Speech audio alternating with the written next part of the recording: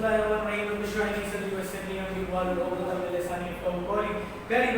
बच्चों, उम्मीद करता हूँ कि आप सारे खैरियत से ही होंगे और आपने हमारी प्रीवियस वीडियोस को देखा होगा, एंजॉय किया होगा। Thanks for watching, liking, subscribing our videos. We warmly welcome our new subscribers to our channel. Doctor Shahroz Abdullah के नाम से आप मुझे मेरे यूट्यूब चैनल है, आप मुझे मेरे चैनल के ऊपर देख रहे हैं। Thank you for watching.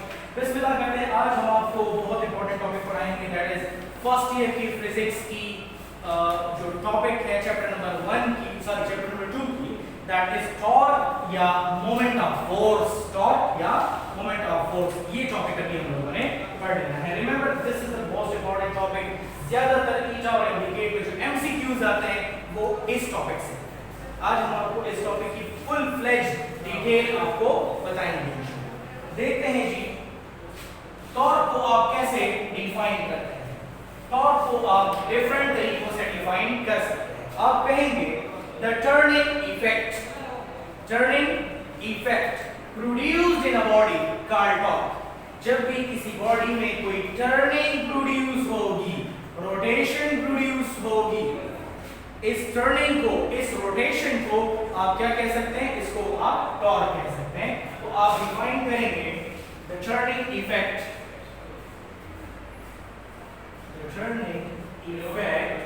produced in a body called torque।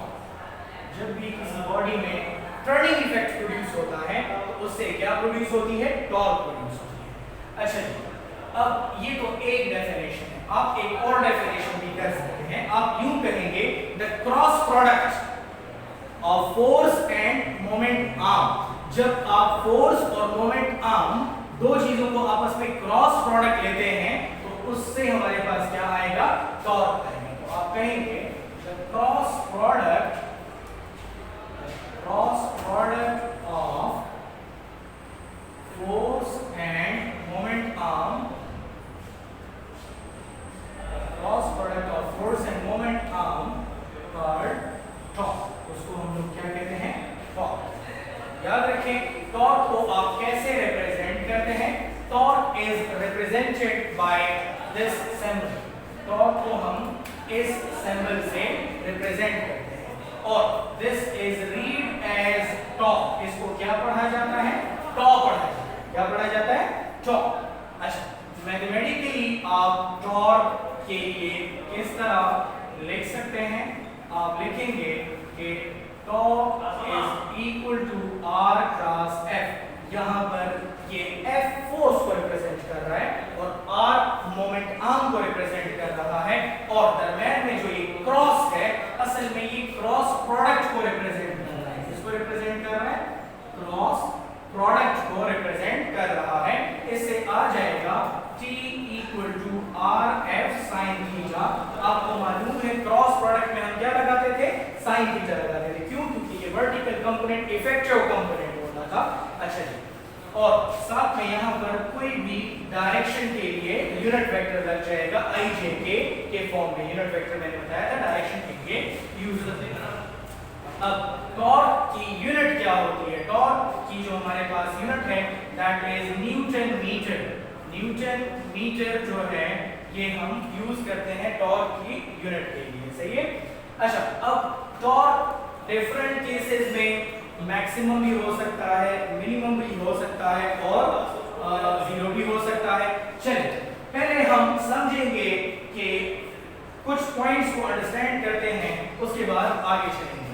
थोड़ी सी एक्सप्लेनेशन करते हैं और आगे चलते हैं। अच्छा, देखिए सबसे पहले आप समझेंगे कि पाइवोट पॉइंट क्या होता है, उसके बाद मैं आपको आगे लेकर जाऊंगा। पाइवोट पॉइंट या बाज लोग इसको पिवट पॉइंट भी कहते हैं। बाज लोग इसको पिवट पॉइंट कहते हैं, बाज लोग इसको पाइवोट पॉइंट कहते हैं। दोनों आप कह सकते हो। और डिफाइन कैसे होता है? आप कहते हैं the point where force is applied, where force is applied. वो पॉइंट जहां पर आप फोर्स अप्लाई करते हैं उसको हम पाइवोट पॉइंट कहते हैं या बाज लोग इसको पिवट पॉइंट भी कह सकते हैं। बेटा मुझे ये बताइए, जब आप दरवाजा खोलते हैं तो आप दरवाजा खोलने के लिए फोर्स कहां पर अप्लाई करते हैं? दरवाजे के हैंडल के ऊपर। दरवाजा खोलने के लिए हैंडल पे फोर्स लगाते हैं ना, तो हैंडल क्या है? This is a pivot point. ये क्या है? पाइवोट पॉइंट है। फॉर एग्जांपल आप कहेंगे हैंडल ऑफ अ डोर, किसी भी दरवाजे का जो हैंडल होगा it will represent your pivot point. यहां तक सही हो गया बेटा? अब जरा और सुनिए। सेकंड थिंग जो आपको अंडरस्टैंड करनी है that is hinges. Hinges basically क्या होता है? देखिए, hinges is the point, hinges वो पॉइंट होता है from where rotation take place, जहां से रोटेशन हो रही होती है। मुझे ये बताएं, अगर आप दरवाजा ओपन करना चाहते हैं, if you want to open the door, force you have applied on the pivot point, force आपने पाइवोट पॉइंट पे लगाया है, लेकिन दरवाजे की रोटेशन कहां से हो रही है? दरवाजे की रोटेशन एज वाले पॉइंट से हो रही है। उस एज वाले पॉइंट से रोटेशन हो रही है, तो उसको हम हिंजेस कहते हैं। क्या कहते हैं? हिंजेस कहते हैं। आप कैसे डिफाइन करेंगे? आप कहेंगे the point from where rotation produces, the point from where rotation produces, वो point जहां से rotation produce होती है, we call it hinges, उसको हम क्या कहते हैं? hinges कहते हैं। For example, आपके पास edges of the door जो है, ये hinges की example। For example, edges of the door, दरवाजे की जो edges हैं वो आपके पास hinges को represent। बेटा तीसरी चीज जो हमें अंडरस्टैंड करने की जरूरत है that is moment arm. Moment arm, moment arm क्या है? Moment arm is basically a perpendicular distance. ये क्या है? एक परपेंडिकुलर डिस्टेंस है फ्रॉम पाइवोट पॉइंट। ये आपके पास पाइवोट पॉइंट था और ये आपके पास हिंजेस था। इस पाइवोट पॉइंट से इस हिंजेस तक का जो डिस्टेंस होता है उसको हम लोग क्या कहते हैं? उसको हम लोग मोमेंट आर्म कहते हैं। दरवाजे के हैंडल से लेकर एजेस तक जो डिस्टेंस होगा उसको हम लोग क्या कहेंगे? उसको हम लोग मोमेंट आर्म कहेंगे। फॉर एग्जांपल मैं कहता हूं कि ये आपके पास एक डोर है इस तरीके से, यहां पर ये आपके पास वो एजेस वाली जगह है और यहां पर आपके पास डोर है। This is door handle. आप अगर डोर को ओपन करना चाहते हैं तो आप फोर्स कहां पर लगाएंगे?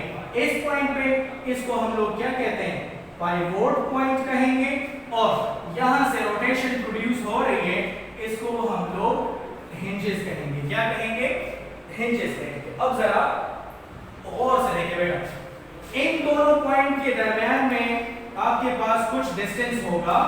इन दोनों पॉइंट के दरमियान में ये जो परपेंडिकुलर डिस्टेंस है, इस परपेंडिकुलर डिस्टेंस को हम लोग क्या कहेंगे? मोमेंट आर्म कहेंगे। ये जो परपेंडिकुलर डिस्टेंस होगा इसको हम लोग क्या कहेंगे? मोमेंट आर्म कहेंगे। अब आप सोच रहे होंगे कि ये परपेंडिकुलर क्यों है? मुझे बताइए कि ये हैंडल है, मुझे दरवाजा ओपन करा तो मैं फोर्स कैसे लगाऊंगा? ऐसे लगाऊंगा या ऐसे लगाऊंगा फोर्स? दरवाजा या तो अंदर खुलेगा या बाहर खुलेगा। फोर्स में या तो ऐसे लगाऊंगा या ऐसे लगाऊंगा। और ये डिस्टेंस कहां पर है? इस तरीके से, डिस्टेंस इस तरीके से हॉरिजॉन्टली। मुझे ये बताइए कि ये हॉरिजॉन्टल डिस्टेंस हुआ और फोर्स आपने ऐसे लगाया इस तरीके से। मुझे बताइए कि which angle is this? This is 90 degree. और मैथ्स में 90 डिग्री को क्या कहते हैं? परपेंडिकुलर कहते हैं। सही है? सो आप कहते हैं the perpendicular distance, the perpendicular distance from pivot point to hinges called moment arm, उसको हम क्या कहते हैं? moment arm कहते हैं। सही, याद रखें, this is a perpendicular distance. अक्सर एमसीक्यूज में रिपीट होता है, टीचर में अक्सर आता है कि moment arm is basically perpendicular distance, parallel, any other आपको ऑप्शन आ सकता है। सही हो गया? तो ये हमने मोमेंट आर्म के बारे में पढ़ा। अब हम देखते हैं कि टॉर्क मैक्सिमम कब होगा, मिनिमम कब होगा और इसके अंदर वेरिएशन कैसे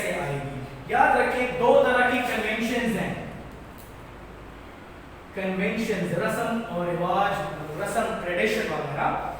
अगर कोई बॉडी क्लॉकवाइज रोटेट कर रहा है, क्लॉकवाइज जिस तरह घड़ी घूमती है, जिस डायरेक्शन में घड़ी घूमती है उसको क्लॉकवाइज कहते हैं। अगर कोई बॉडी क्लॉकवाइज रोटेट करेगा तो उसका टॉर्क नेगेटिव कंसीडर किया जाएगा। दिस इज अ कल्चर या ट्रेडिशन या कन्वेंशन। तो आप कहेंगे कि clockwise torque is always taken negative। Clockwise torque को हम क्या लेंगे, आप हमेशा क्लॉकवाइज टॉर्क को नेगेटिव कंसीडर करेंगे। फिर आपके पास जो एंटी क्लॉकवाइज टॉर्क है, अगर कोई बॉडी एंटी क्लॉकवाइज रोटेशन कर रहा होगा, अगर कोई बॉडी एंटी क्लॉकवाइज रोटेशन कर रहा होगा तो एंटी क्लॉकवाइज टॉर्क को हमेशा हम क्या लेंगे, पॉजिटिव लेंगे। सही है। तो आप कहेंगे कि anti clockwise torque is always taken positive. Anti clockwise torque को हमेशा हम क्या कंसीडर करेंगे, पॉजिटिव कंसीडर करेंगे। सही हो गया। अब हम देखते हैं कि टॉर्क आपके पास मैक्सिमम कब होगा, मिनिमम कब होगा, जीरो कब होगा, वन बाय वन हम उसको देखते हैं। सही हो गया। अच्छा, अब देखें आपके पास टॉर्क डिपेंड किन फैक्टर्स पे करता है, पहले वो देख लेते हैं और उसके बाद फिर हम आगे चलते हैं। तो आप लिखेंगे dependence of torque. Torque basically कौन कौन से फैक्टर्स पे डिपेंड करता है, टॉर्क कौन कौन से फैक्टर्स पे डिपेंड करता है। तो आप कहेंगे torque depends upon the following factors. Torque depends upon the following factors. बहुत सारे फैक्टर्स पे डिपेंड करता है। Number one, torque directly proportional होता है फोर्स के। जितना ज्यादा फोर्स लगाते हैं टॉर्क ज्यादा होता है। समझ रहे हैं। टॉर्क डिपेंड करता है मोमेंट आर्म पे। दूसरा जो फैक्टर है वो मोमेंट आर्म है। मोमेंट आर्म ज्यादा होगा तो रोटेशन ज्यादा होगी, मोमेंट आर्म कम होगा तो रोटेशन कम होगी या टॉर्क कम होगा। अच्छा, तीसरा फैक्टर है एंगल, कि आपने टॉर्क और आपके पास मोमेंट आर्म और फोर्स के दरमियान में एंगल कितना है, उसमें भी टॉर्क डिपेंड करता है। ठीक है। Angle between force and moment arm, इन दो क्वांटिटी के दरमियान भी आपके पास क्या डिपेंड करता है, एंगल पे भी डिपेंड करता है कि एंगल क्या है, 0 डिग्री है, R और F के दरमियान एंगल कितना है, 0 डिग्री है, 90 डिग्री है, 120 डिग्री है, 270 डिग्री है, कितना है। एंगल जितना होगा उसके अकॉर्डिंगली टॉर्क इंक्रीज और डिक्रीज होगा। अब चले हम देखते हैं, फॉर एग्जांपल अगर आपके पास एंगल 0 डिग्री है, मतलब F और R एक दूसरे के पैरेलल हैं। क्या है, पैरेलल हैं। तो हम देखते हैं कि इस केस में टॉर्क क्या होगा। आपके पास फॉर्मूला है D equal to RF sin theta. तो RF sin ऑफ 0 डिग्री, तो RF sin 0 से 0 आता है। इस केस में हमारे पास टॉर्क क्या होगा, 0 न्यूटन मीटर होगा। क्या होगा, टॉर्क 0 न्यूटन मीटर होगा। सही है। चलिए, अगर मैं कहता हूं कि एंगल हमारे पास 90 है, मतलब टॉर्क, मतलब R और F एक दूसरे के क्या है, परपेंडिकुलर है। R और F एक दूसरे को क्या है, परपेंडिकुलर है। तो उस केस में क्या होगा, चलिए हम देखते हैं। आपके पास T equal to RF sin of 90, तो T equal to RF sin 90 से 1 आता है। इस केस में हमारे पास मैक्सिमम टॉर्क होगा। समझ रहे हैं आप। अच्छा, चलिए एंगल हमारे पास फॉर एग्जांपल थीटा हमारे पास 270 डिग्री हो गया, तो फिर क्या होगा, T equal to RF sin of 270 degree. सही है। आप इसकी कैलकुलेशन कर लीजिएगा, you will get some value of torque here. सही हो गया। सो टॉर्क मेरे कहने का मतलब है कि डिपेंड करता है एंगल, कि आपने R और F के दरमियान एंगल क्या रखा हुआ। समझ रहे हैं आप, इन दोनों के दरमियान एंगल कितना है उस पे भी डिपेंड करता है। सही हो गया। अब हम देखते हैं कि torque basically uniformly rotating bodies के ऊपर टॉर्क कितना होता है।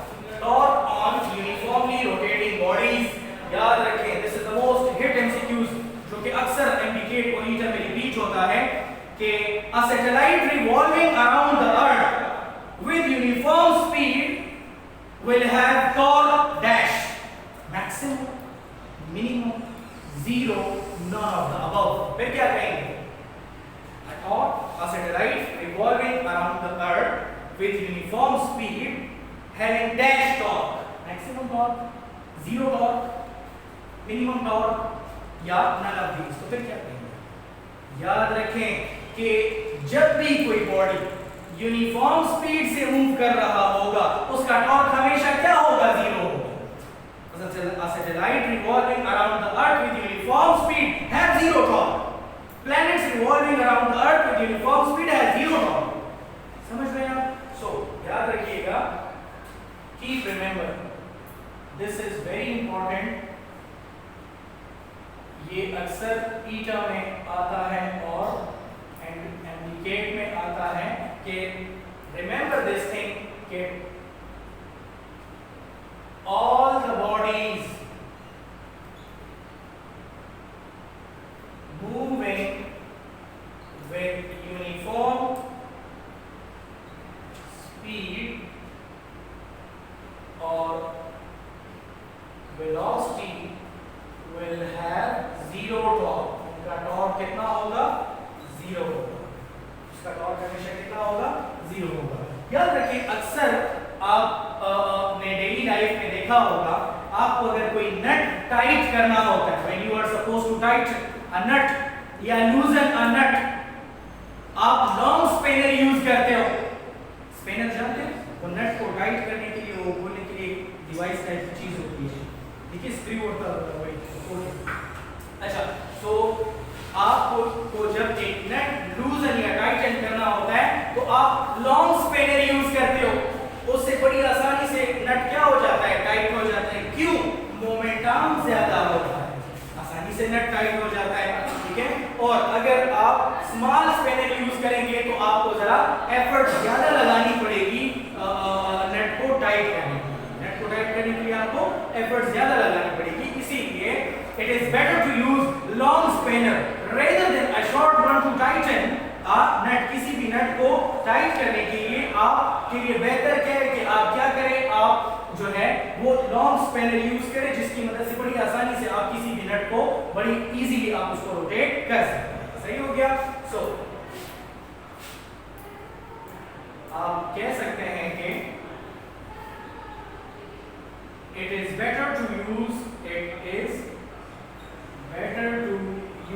long spanner. It is better to use long spanner to tighten a nut rather than a short spanner. Because in long spanner moment arm is greater, hence produces maximum torque.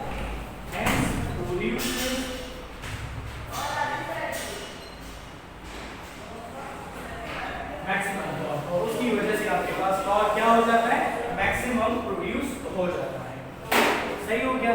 So this was all about today's lecture. ये जो आपको नजर आ रहा है ये आज का हमारा बड़ा डिटेल लेक्चर था रिगार्डिंग टॉर्क या मोमेंट ऑफ फोर्स के. टॉर्क क्या होता है, मोमेंट ऑफ फोर्स क्या होता है. आज हमने बड़े इंपॉर्टेंट डिस्कशन की रिगार्डिंग ईटा एंड इंडिकेट. बहुत सारे एमसीक्यूज इसी लेक्चर से रिपीट होंगे, लिख कर ले लें. बहुत सारे एमसीक्यूज इसी आज के लेक्चर से आपको नजर आ जाएगा. बहुत सारे एमसीक्यूज इसी से जो है रिपीट होंगे.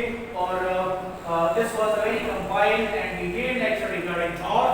सही हो गया. Hope you have enjoyed it. आपको मजा आया होगा.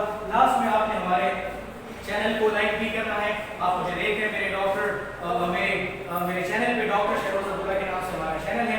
आपको हमारी वीडियोस को लाइक करना है, शेयर करना है, कमेंट करना है और सब्सक्राइब करना है. हमारे चैनल को अपने सर्कल के अंदर आप स्प्रेड करें. हमारा फेसबुक पेज भी है, आप फेसबुक सर्च बार पे जाइए, वहां पर टाइप करें Shahroz Abdullah Hyderabad home tuition service, तो हमारा पूरा पेज आ जाएगा. ठीक है. आप उसको फॉलो करें, रिकमेंड करें. इसके अलावा इंस्टाग्राम पे आप हमें फॉलो कर सकते हैं. आप इंस्टाग्राम इंस्टाग्राम पे लिखिए shehroz_abdullah, हमारी आईडी आ जाएगी। कोई कन्वर्सेशन हो, कोई सजेशन हो, कोई मशवरा हो, कुछ भी आप बताना चाहते हैं, कोई इंप्रूवमेंट आपको अगर लगता है कि कोई इंप्रूवमेंट है होनी चाहिए या कोई सजेस्ट करना चाहते हैं, मेरा व्हाट्सएप नंबर आपको स्क्रीन के ऊपर नजर आ रहा होगा, ठीक है।